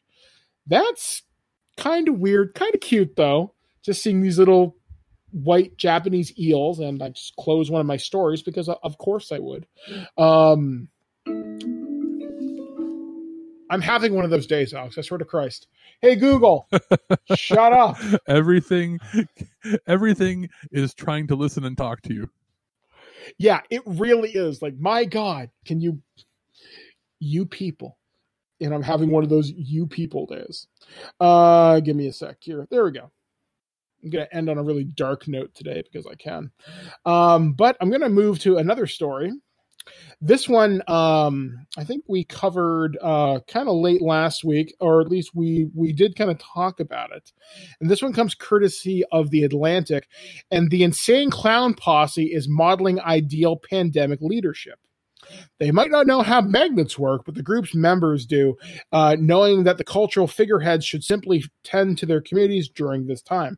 There aren't many comparisons in America's history for Thursday's press conference in which Donald Trump suggested that the coronavirus might be defeated by shining lights inside human beings or injecting people with disinfectant.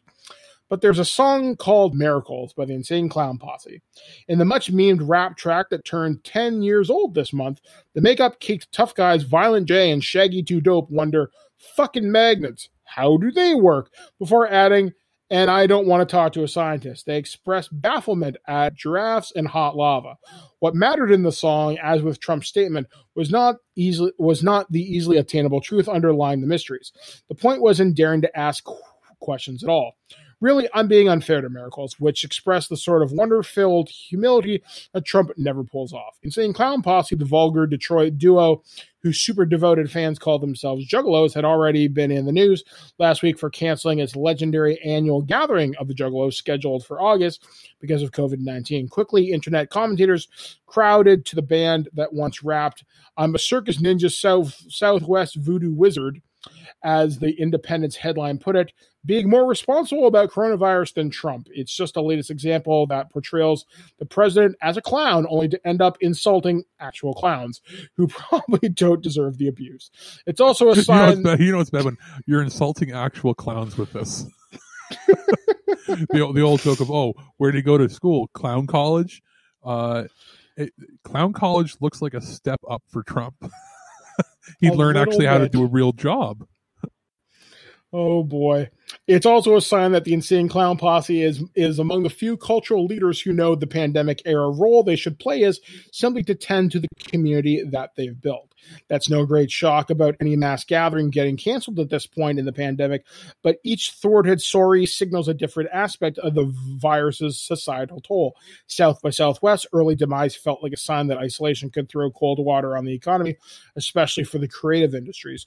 Coachella's postponement represented a blow to big tent pop culture. The gathering of the Juggalos collapsed, conjures something else. The crisis disruption of subcultures for which belonging and togetherness can't be taken for granted. Around the time when a 17-minute trailer for the gathering went viral in 2010, it became a habit for the documentary filmmakers and prestigious essayists, can't pronounce that word, to parachute into the party. The commonly gleaned insights have become familiar. The Juggalos phenomena on some levels reacts to economic, geographical, and psychological marginalization. Adherents, many but not all of them, are poor and white, speak of the gathering as a refuge for trauma, rejection, and condensation. Of course, the community contains multitudes when its members spray soft drinks at one another or throw junk at the stage. They are on some level making sport of labels such as trash and low class. Instances of violence by some fans have led to the FBI designating Juggalos as a gang. An ICP march on Washington 2017 protested that designation as prejudiced and stigmatizing.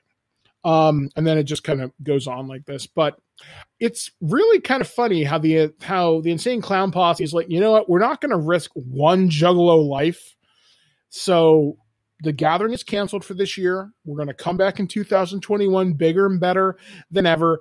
And they've actually done something like I posted this on my Facebook, but not anywhere else. They have this thing. It's called clownclips.com, I think, where it's kind of like Cameo, except you can hire the Insane Clown Posse to do a video shout out, wish you a happy birthday, tell someone to go fuck themselves, tell somebody else that you want to go out with them, or something like that. And the prices are relatively reasonable. It's like $75 for Violent J or Shaggy 2 Dope, or it's like $150 for like both of them, or something like that, or any other members of the Insane Clown Posse. And I seriously thought about finding money for this, because I think it'd be great to have them do a TWIG promo as the Insane Clown Posse, just saying we're awesome and be like, these guys are fucking awesome. Whoop, whoop. I would love that. As cool as that is, do you want to be labeled as $200 forever? And for $200 US? Well, that being said, as I mentioned last week, I am willing to take a listen to their discography and make a decision. Which is perfectly fine. You can listen to that. But why would you pay $200 for them when 99% of everybody we've interviewed that has said promos for us are cooler, better? For free? You got it for free. Because they're cool people that we interviewed. Why would you That's pay true. to have them? Why would you pay to have them say a few words? Well, to be fair, I think it's one of those ways that they're looking at, there's a need for it. People are willing to pay for it. It's a gig economy right now. Yeah, but you know what? Cameos cost like $10 to $15 for most people. Why are they charging $200? Cameos cost a lot more than that, depending on who you want. It depends on who it is. I'm sorry, they're not famous enough for that. They're basically milking their entire community. Because let's be real, I don't think $75 for one of them's bad. I think that's a pretty for good like price. a 30-second to a minute promo. It may be longer than that. I don't know. Yeah, I haven't looked too far into it. What job can you have where you're making $200 for 5 minutes? Well, I know Ernie Hudson is $150, and I don't know. He's how not worth long it he either. is. I'm sorry, he's not. Nobody's worth that kind of money for that. Nobody on the planet is worth that kind of money for them to sit in their room with their cell phone and record a quick message. You know, if you want to say $50 max, okay, but nobody's worth that. So, and that's not me taking a dig at Ernie Hudson or the Insane Clown Posse. It's just it's not worth it. Like I feel like you're being foolish if you spend that kind of money. Yeah. But that's just me. Yeah. Just hold on. Blair's messaging me. Everything that can distract me on this show is this week. Well, you know what? Really The cats haven't started whining. Blair hasn't started a fire this time. So I think we're pretty good overall. All right, so moving on to my next story. So U-Haul hands down lifetime ban to Brooklyn funeral home that stored bodies in trucks. Yikes. Rental company U-Haul has reportedly cut ties with the Brooklyn funeral home caught storing dozens of bodies inside their unrefrigerated trucks. Andrew T. Klecky Funeral Services in Flatlands is no longer welcome to rent from the company, U-Haul sources told TMZ. The U-Haul trucks used by the funeral home to hold the corpses were also being decommissioned so they can be deep cleaned, according to the report. This is a wrongful, egregious, inhumane use of our equipment, company Biggs told the outlet. Our trucks are designed for household moves, and the sources said properly caring for the remains of people's loved ones requires vehicles suited specifically for that purpose. Our trucks absolutely cannot be rented for this reason. The ghastly use of the trucks was uncovered Wednesday when workers at a nearby business alerted police of a foul smell coming from the truck, sources have said. It was bad, said the employee of the Dollar General store next door. Disgusting, a neighbor had said while watching a worker sweep a clear liquid out of the rear doors of a U-Haul truck parked on Avenue M.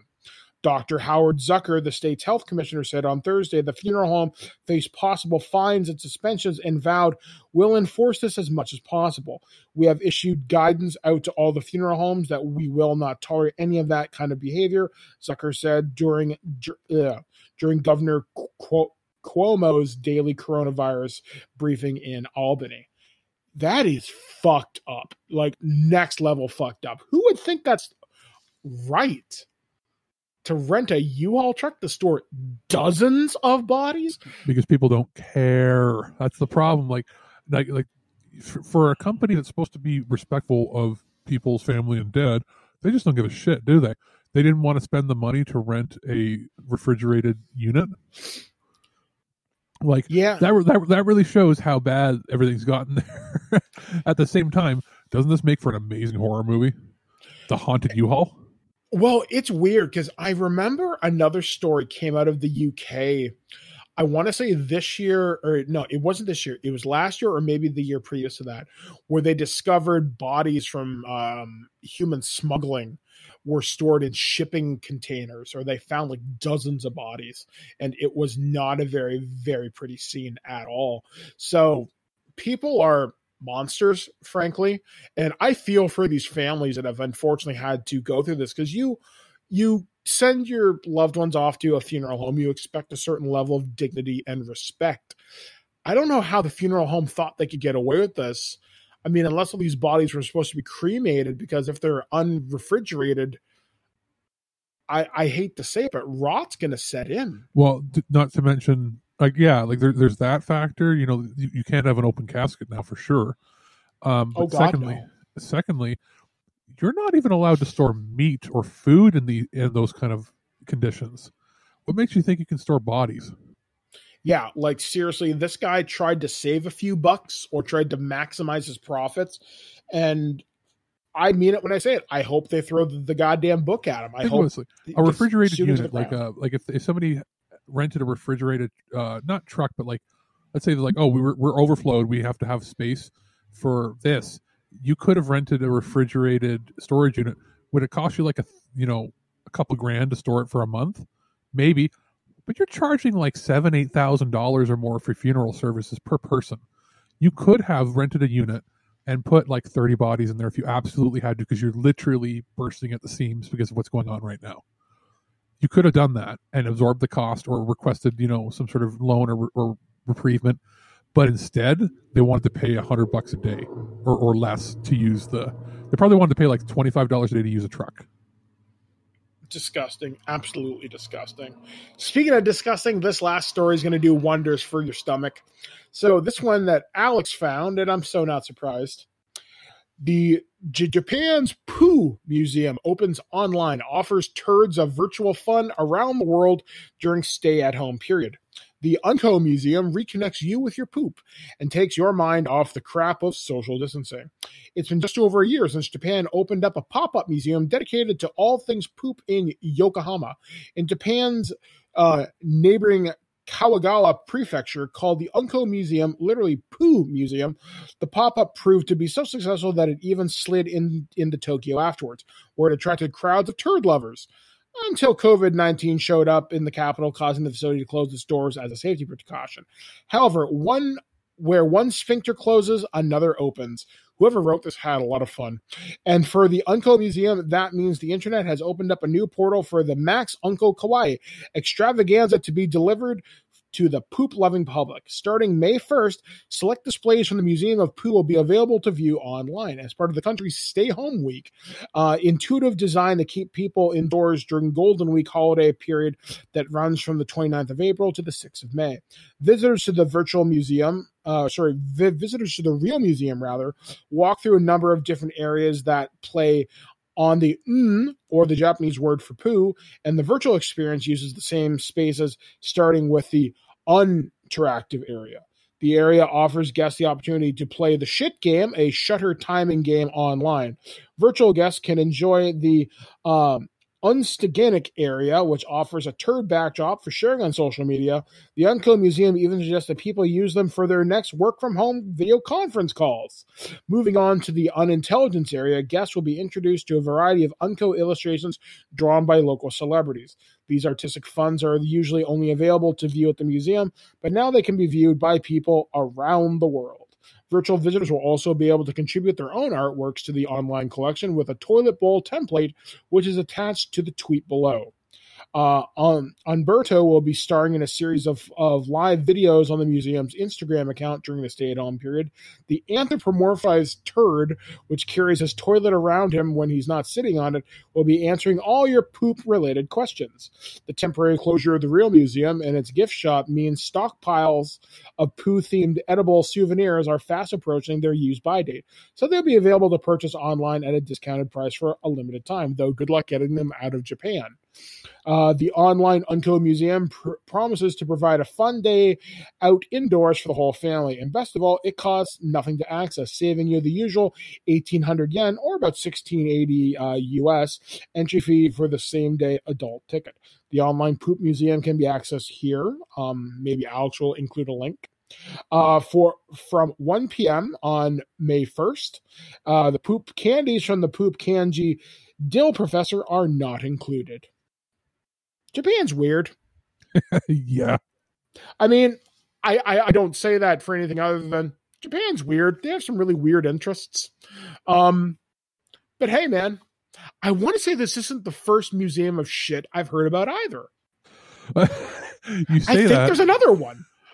You say that, but ultimately what comes to my mind is being tech savvy and playing pranks on the school administrators in middle school by changing every one of the computers in the library, the Macintosh computers, home pages and backgrounds to Shit City. Yeah, Shit City was shitcity.com, I think, and it was the diarrhea incident, scat porn.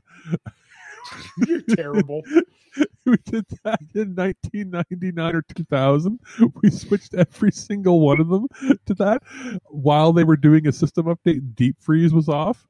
So when deep freeze turned on, it meant every computer in the network, no matter how many times you restarted the computer, would automatically switch the background to a big it switched the background to like pictures like Tub Girl, and then it switched the home pages. So the second you opened Netscape Navigator, don't get too graphic.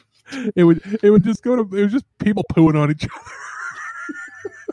This is way before Two Girls One Cup or anything like that, and it was so hilarious. We're like holding our breath as we're trying to like do it quickly, and we did that. And I just remember hearing, because the library, which is where the computer lab was down, 3 or 4 rooms and across the hall from the office, and you just heard the principal, "Oh my god!" The second they logged in, and we're killing ourselves laughing, holding it in. Oh my god, this is unacceptable! We heard screaming from the office. We changed the every computer in the school to scat porn when we were like 14.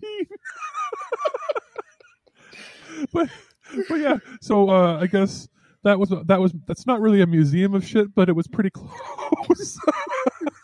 You gave them the virtual tour. Oh my god, the stuff that we could get away with. And if I did that now, if we found a way to do that now, first of all, it's all monitored differently. But if you did that now, arrested. Oh good god, back then we would have had a talking to. That would have been it. Yeah, but by now there'd be like you'd be escorted out of the school, you'd be charged. It'd be ridiculous. Pre 9/11. I mean, Columbine had just happened, but like nothing was big like that. Like there wasn't the same things going on. So like we did that. That would have been a, oh my god, that's disgusting. And then they would have been in the staff rooms laughing. Well, boys will be boys. That would have been the old mentality, right? But it wasn't just boys. It was us and a couple of girls. 3 or 4 of us and a couple of girls were like, we purposely coordinated an attempt to do that. Which is like so the poop up. SWAT team. Yeah, but yeah, sorry, that's my experience. That's amazingly evil. It's so horrible. Excuse me. So that's going to do it for this edition of the Nerd News and the Weird News this week. So hopefully you've enjoyed your time with us. And well, I'm going to leave you with something that doesn't suck. We're going to listen to Alex's review of Sega Ages' G-LOC on the Nintendo Switch. We'll be back, guys, right after this, only on ThisWeekInGeek.net.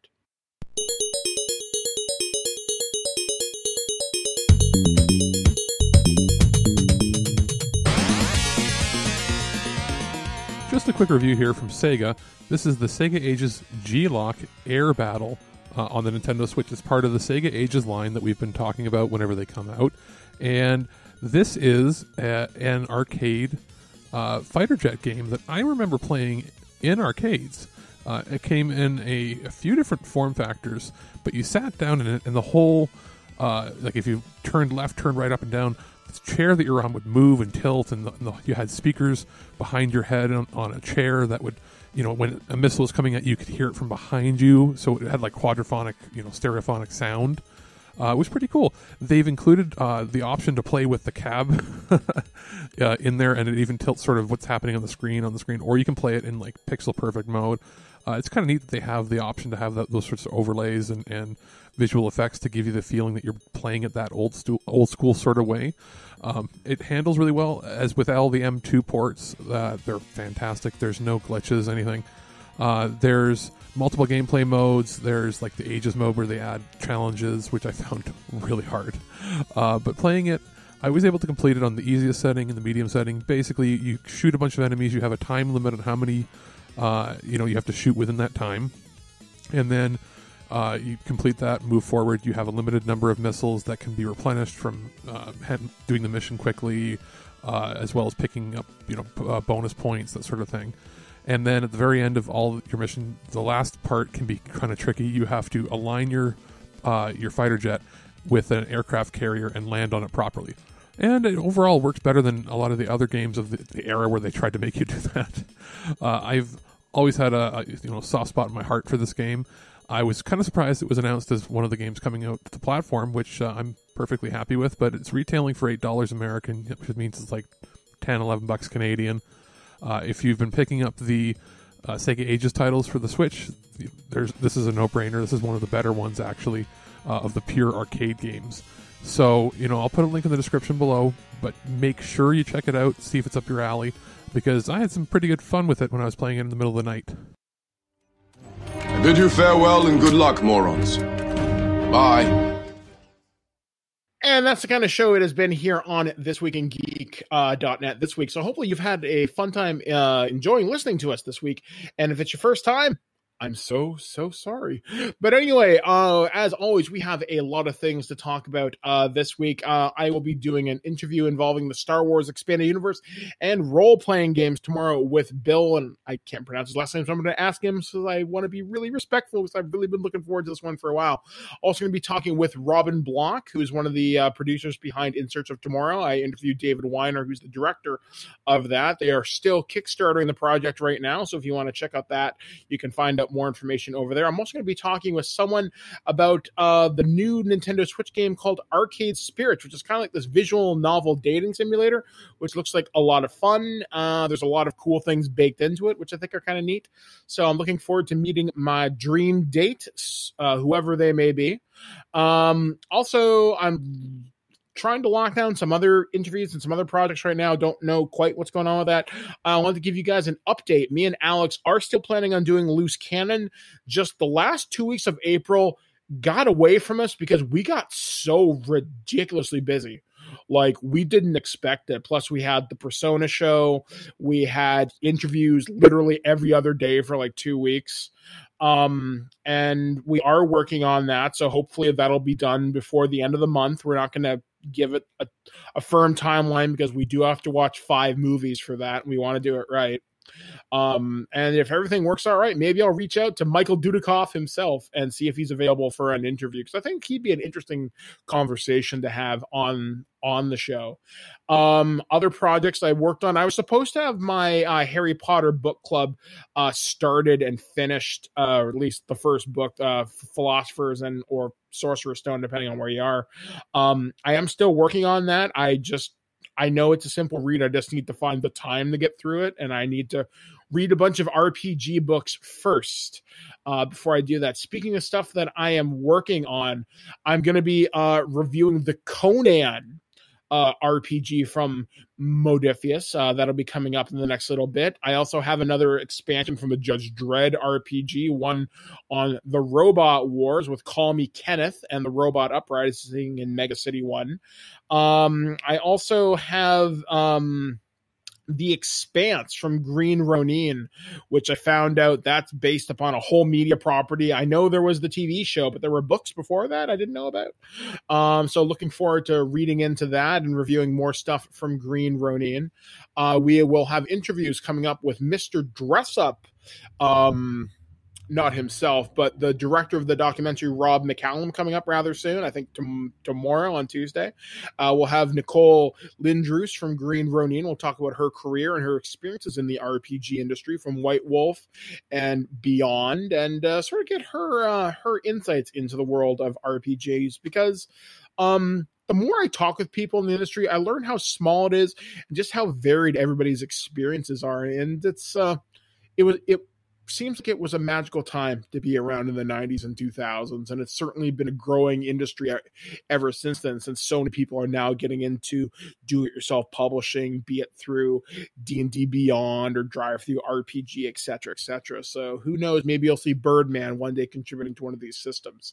What are some of the things you'll be working on for review, Alex? I'm working on Sakura Wars for Sega right now, which is half like relationship manager, which has some fan servicey answers. Like if you answer, like there'll be like, there's a girl in there who's oblivious to any sounds going on around you. Sorry, and your options are like yell at her, or be like cover her eyes, or one is like I can't control my hands, and your character will walk up and try to like grab her boobs, and you're like what? But then she'll beat the crap out of you, and you lose status with the characters, and they don't trust you.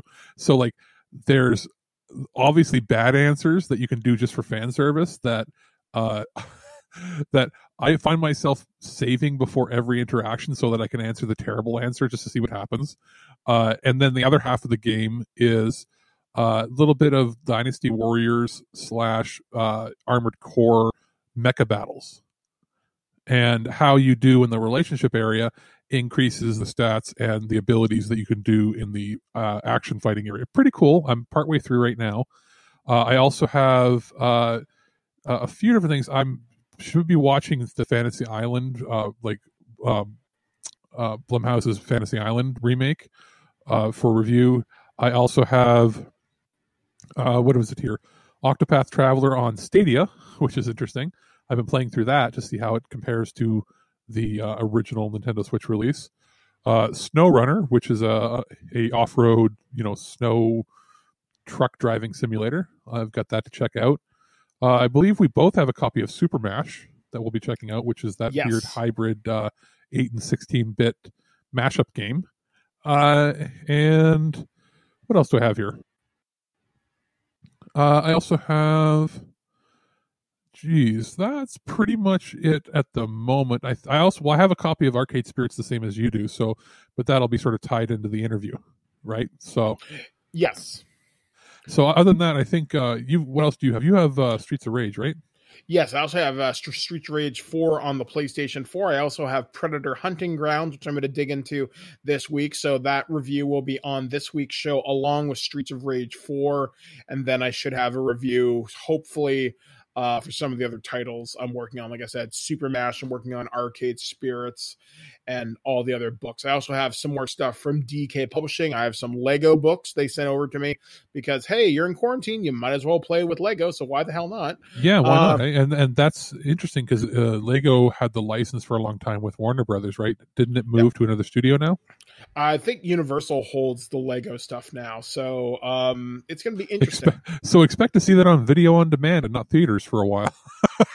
Yeah, we'll have to wait and see. So yeah, there'll be tons of stuff from us. I know we got Police Squad from Paramount Home Entertainment. I'm actually mailing that to Alex to respect social distancing. Besides, I'd spend that much money on gas anyway, so whatever.